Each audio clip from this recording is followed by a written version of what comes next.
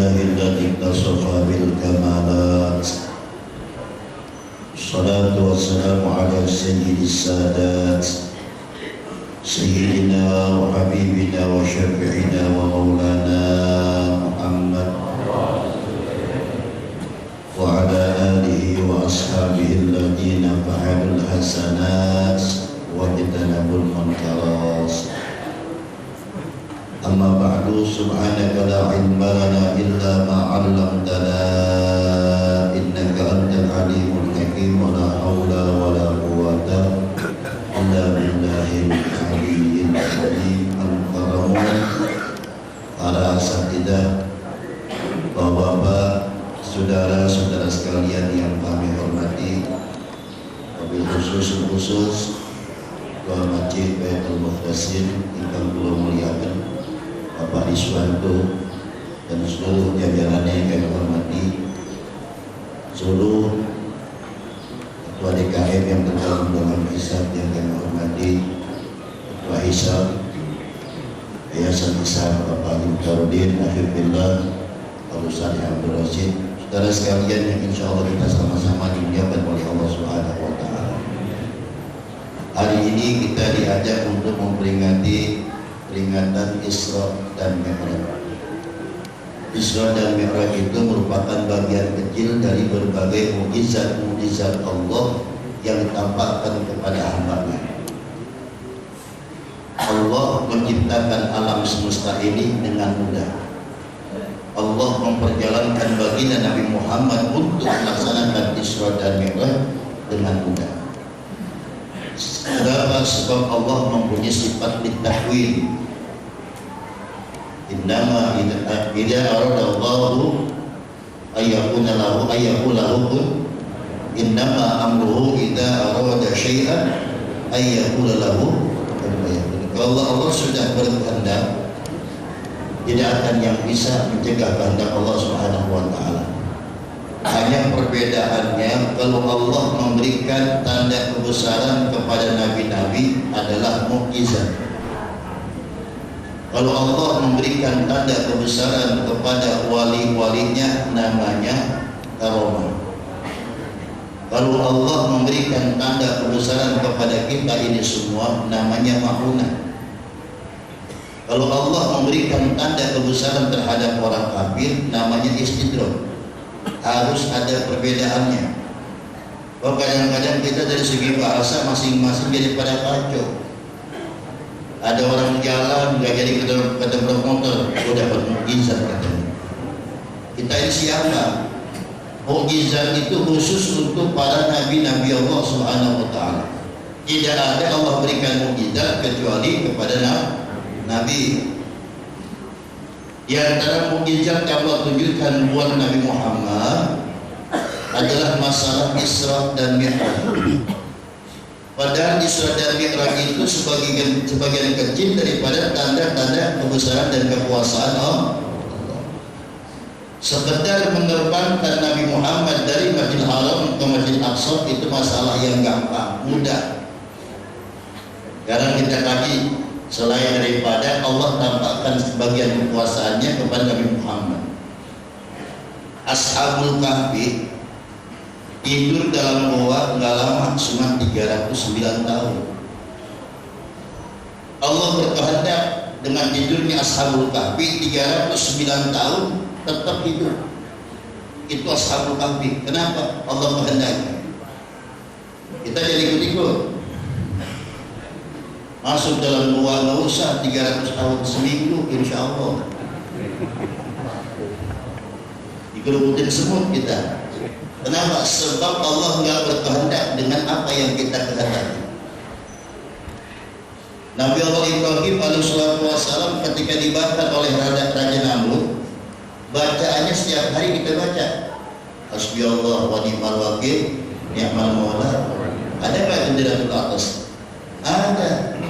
Hasbunallah wa ni'mal wakil ni'mal maula.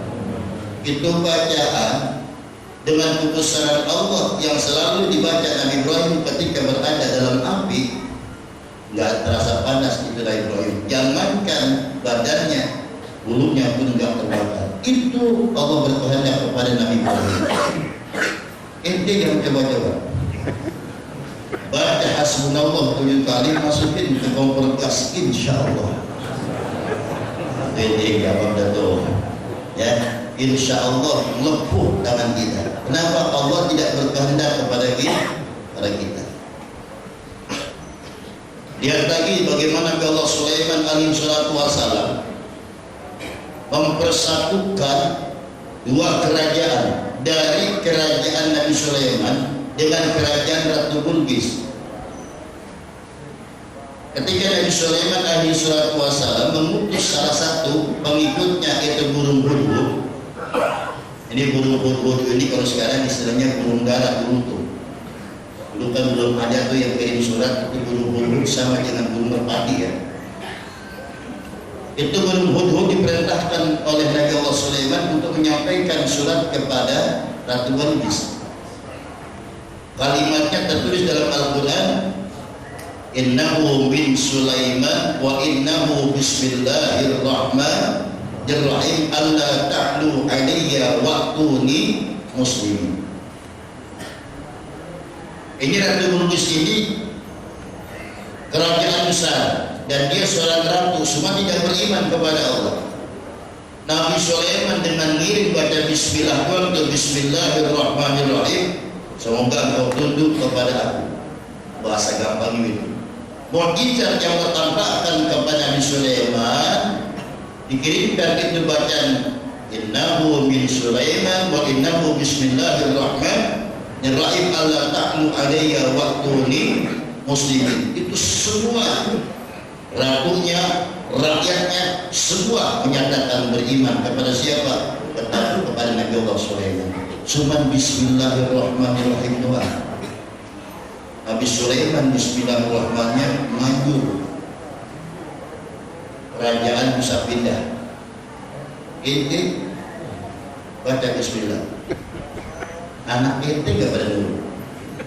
Kenapa? Ini perbedaan antara mukjizat dengan manusia biasa. Kalau ada orang yang meragukan masalah Isra dan Mi'raj sementara Allah memberangkatkan Nabi Muhammad itu seorang diri, kenapa tidak mampu? Dulu di zaman Nabi Sulaiman, ketika Ratu Bilqis itu beriman kepada Nabi Sulaiman berkehendak bagaimana caranya kerajaan Ratu Bilqis itu pindah menjadi satu dengan kerajaannya Nabi Allah Sulaiman alaihi salatu wassalam. Ada pengikutnya daripada Nabi Allah Sulaiman, jin Ifrit. Karena sedikit ini saya cerita jin Ifrit ini buat modal saudara yang suka ngobatin orang. Benar-benar ini, ya, mudah-mudahan jadi maju. Saya pernah disuruh ngobatin orang kesurupan. Di satu perusahaan, saya nggak sebut perusahaannya Kodetik. Itu yang kesurupan 20 orang perempuan semua. Yang dipanggil Ustaz Abadi Idrus, Pak, saya nggak bisa, Kak, nggak bisa ngobatin orang kesurupan.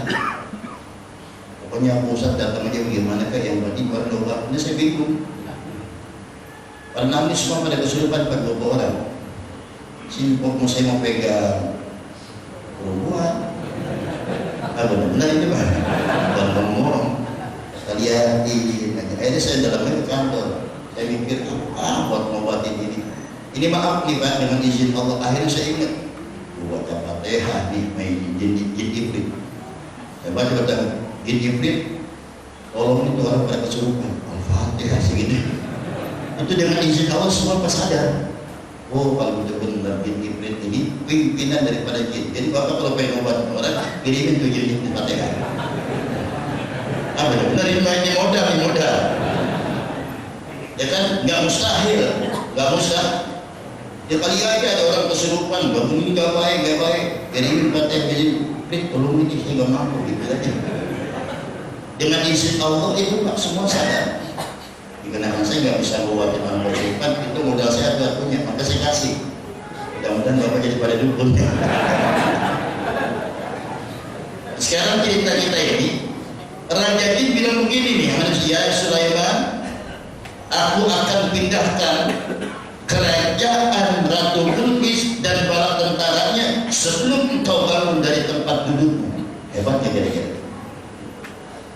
Nabi Sulaiman lagi duduk, diri itu kerajaannya diangkat semua oleh jin depan Nabi Sulaiman. Umpama di masjid, ini masjid dipindahin ke Depok sama orang-orangnya semua. Hebat nggak? Hebat nggak kira-kira? Itu jin iblis bisa begitu Pak. Jin iblis itu bilang saya akan pindahkan kerajaan dan istananya Ratu Bilqis itu menjadikan satu dengan istananya Nabi Allah Sulaiman alaihissalatu wassalam. Itu kehebatan jin iblis. Tapi ada muridnya Nabi Allah Sulaiman yang alim, saleh, apa dia bilang? Kelamaan Nabi Sulaiman. Kalau antum dari duduk berdiri pindah kerajaan itu kelamaan. Saya akan pindahkan dengan izin Allah itu sebelum kau berkedip dari matamu, sekejap mata. Meledak, udah ada. Hebat nggak kira-kira? Hebatan mana jin dengan manusia? Hebatan manusia ini jin iblis hebat.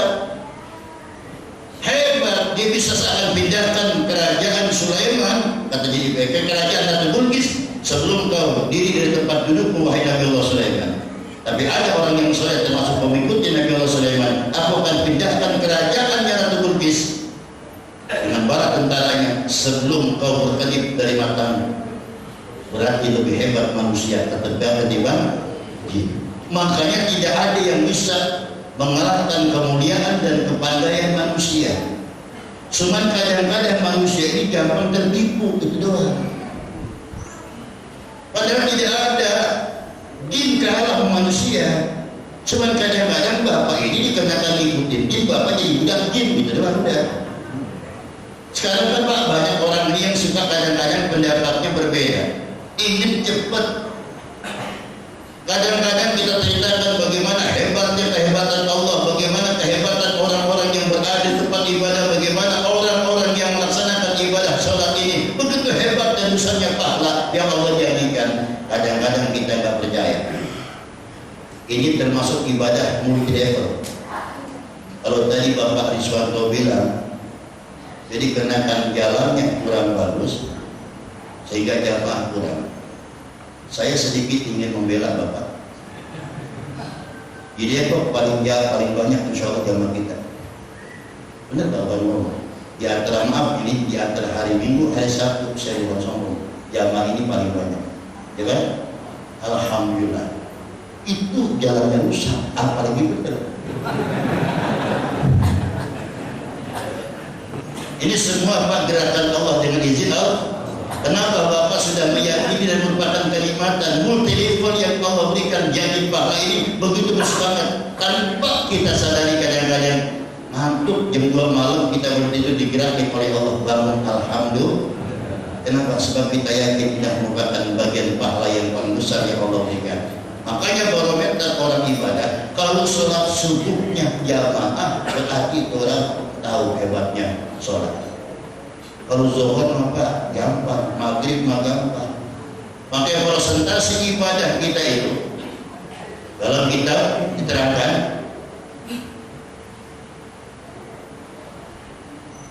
orang ibadah jamaah dalam kitab Tanhil Qaul ya. Paling kecil nilai ibadah, tapi semua ibadah. Sholat maghrib berjamaah ini paling kecil. Pahala dapat tetap 27 derajat. Tapi itu paling kecil pahala ibadah sholat maghrib berjamaah. Katakanlah prosentasinya hanya 20% maghrib. Sholat isya lebih tinggi lagi. Sholat isya orang yang berjamaah bagaikan dia itu mendapatkan 70%. Sholat isya. Orang yang sholat zuhur berjamaah dia mendapatkan prosentasi 40%. Ini bukan milik Ahok nih.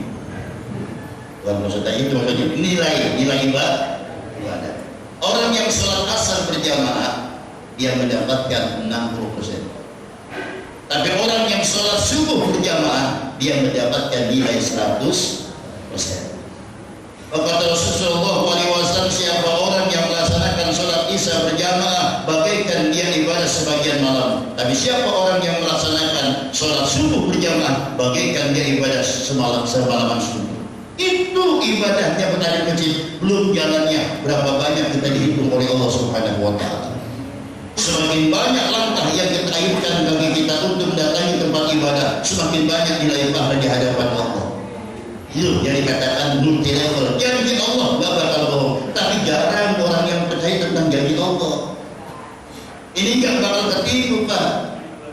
Allah janjikan, tidak mungkin Allah bohong dengan hambanya. Makanya orang-orang yang dapat melakukan kebaikan hanya manusia-manusia yang dipilih oleh Allah Subhanahu wa Ta'ala. Tidak semua orang itu mampu melakukan kebaikan. Mudah-mudahan kita termasuk orang yang dipilih oleh Allah Subhanahu wa Ta'ala. Kadang-kadang orang lebih percaya sama Kanjeng Dimas. Kanjeng Dimas percaya. Duitnya udah banyak, mau digandain lagi, ujung-ujungnya ketipu, dibawa. Punya duit 5 miliar, pengen digandain. Akan begitu. Tapi orang kadang-kadang begitu, Pak. Gampang terpercaya. Nah, manusia kalau sudah tertutup hatinya, udah kaya pengen kaya lagi. Padahal itu duit ukuran 5 miliar, Pak, buat kita banyak nggak? Kenapa? Emang wajah orang susah seperti itu. Benar juga, Pak. Kita kelihatan wajah orang susah. Minta maaf. Orang kaya kelihatan, Pak, wajahnya. Urat tangannya beda. Tapi orang kaya jarang yang mau begini, Pak. Benar-benar. Saya jarang ketemu di majelis orang kaya, jarang. Kenapa? Anda mau bela maju, gue udah kaya. Gitu ngomong. Ya, Pak. Jadi kelihatan ini wajah-wajah pas-pasan. Mudah-mudahan tadi kita punya kelebihan di hadapan Allah. Ya, ini termasuk manusia, B.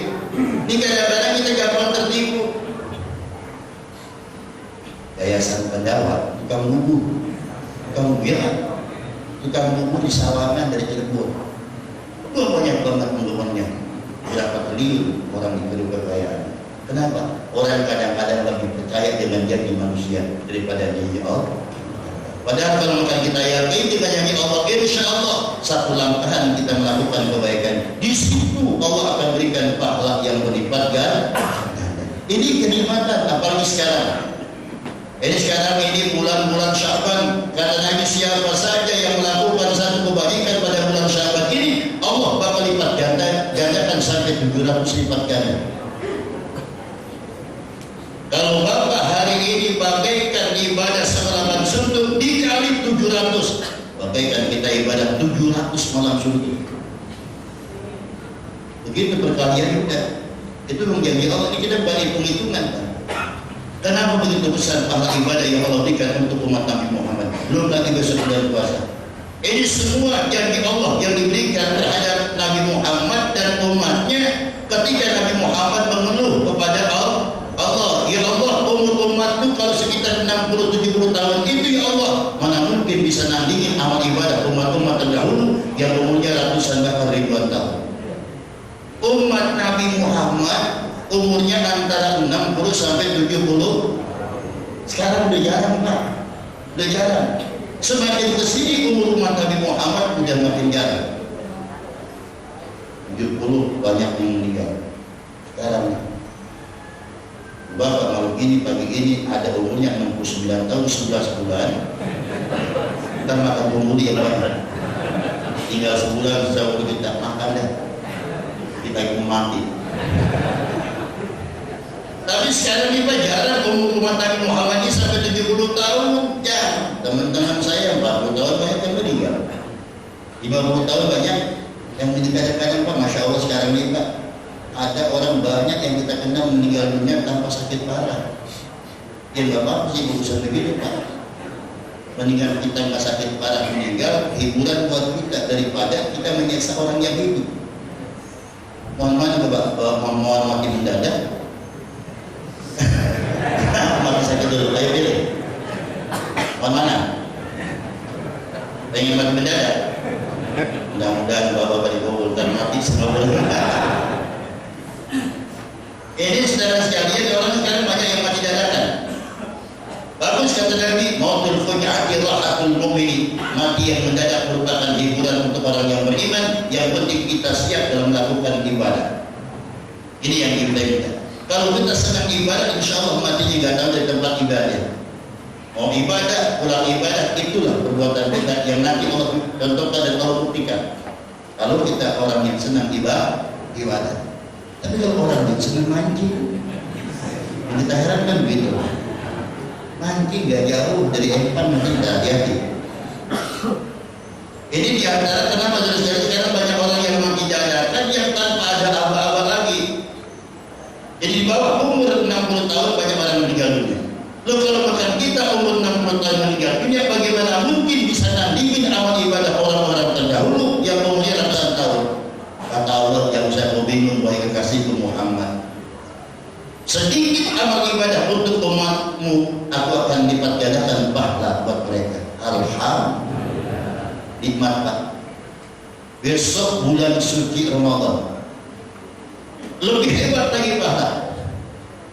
Dan tanpa kita minta ampunan pada bulan suci Ramadan itu, dosa-dosa yang kecil semua akan terhapus. Nggak minta, udah jadi Allah. Makanya kata ulama, ada dosa-dosa kecil yang terhapus, itu ada yang dosa mingguan, ada yang dosa tahunan terhapus, ada yang dosa seumur hidup. Dijaminan ampunan dari Allah selama kita tidak berbuat musyrik dan dosa yang besar. Ampunan yang Allah berikan dari minggu ketemu minggu, Jumat ketemu. Orang sholat Jumat dengan ketemu Jumat itu akan menghapus dosa-dosa kecil. Selama kita melakukan sholat Jumat itu mengikuti akhlak dan tata cara sholat Jumat. Contoh, ini kadang-kadang harus dibilangin ya Pak. Kalau kita masuk ke masjid lebih dulu hari Jumat, tolong jamaah berada di depan. Tolong ada di depan. Kenapa? Jadi nanti yang belakang itu nggak melangkah-melangkahi. Nanti jadi nilai Pak, ini kesempurnaan ampunan Allah.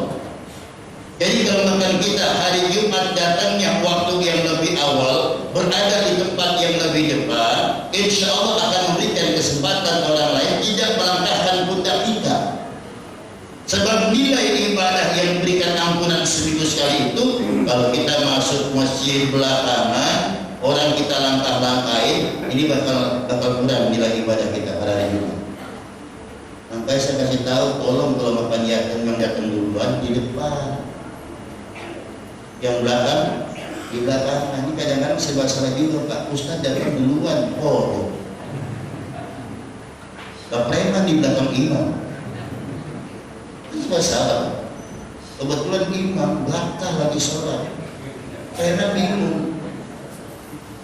Gantiin dua. Begitu imam nggak masuk, gantiin dua. Preman kalau imam nggak bicaranya, dia bilang, imam ngomong gitu itu. Imam ngomong batalin sholatnya. Yang sebelah ngomong lagi, dia jangan ngomong, kita lagi sholat. Yang sebelah ngomong, untung bapak ngomong. Yang salah siapa kira-kira ini? Yang salah siapa kira-kira? Preman salah, Ustaz salah. Itu aja udah dua-duanya salah. Kalau bapak datang duluan, ini untuk mengambil nilai ampunan Allah. Datangnya duluan, pulang belakangan, itu hebat. Kadang-kadang kita datang belakangan pulang. Saya tadi salut melihat masjid ini masjid genit termasuk Pak. Ganda Bu. Benar. Alhamdulillah kita kira ada perkembangan alhamdulillah. Coba usahakan kalau kaji datang lebih awal di luar ini ya, tata cara untuk mendapatkan ampunan. Datang belakangan pulang duluan. Ini yang saya pernah ceritain saudara, dulu ada orang pengen sedekah nadar sama anak jin, tapi dia nggak tahu siapa yang anak jin. Alhamdulillah nadarnya kabul. Datang ke kiai, saya pengen nadar sedekah anak jin, cuma saya nggak tahu di mana anak jin. Oh gampang, dia bilang. Setiap hari Jumat datang ke masjid Baitul Muqdis. Kalau datangnya belakangan hari Jumat pulangnya di luar itu anak jindo. Anak jindo yang bersedekah sama dia tuh, kalau pulangnya dulu datangnya belakangan pulang duluan, itu namanya anak. Ya semua tadi Maisa kalau datang belakangan pulang berarti. Dan ampunan Allah diberikan setiap minggu. Ampunan Allah diberikan setahun sekali. Ramadan ketemu Ramadan, hapus dosa-dosa kecil yang kita lakukan. Alhamdulillah. Ada dosa yang seumur hidup diampuni oleh Allah. Apa itu? Apabila kita melaksanakan ibadah puasa, mendapatkan nikmat Lailatul Qadar, maka Lailatul Qadar itu lebih utama daripada 83 tahun. Kalau umur umat Nabi Muhammad hanya sebatas 70 tahun, sementara satu hari mendapatkan nikmat Lailatul Qadar, berarti lebih panjang ibadah 83 tahun ketimbang umur umat Nabi Muhammad yang 60 atau 70 tahun meninggalnya. Makanya Lailatul Qadar itu menyebabkan ampunan Allah seumur hidup. Mudah-mudahan semua kita diampunkan oleh Allah Subhanahu wa taala. Ini saja barangkali enggak penuh sasaran masalah Isra dan Mi'raj, tapi intinya kita melaksanakan ibadah pada pagi hari ini. Mudah-mudahan ibadah kita diterima oleh Allah Subhanahu wa taala. Amin ya rabbal alamin. Assalamualaikum warahmatullahi wabarakatuh.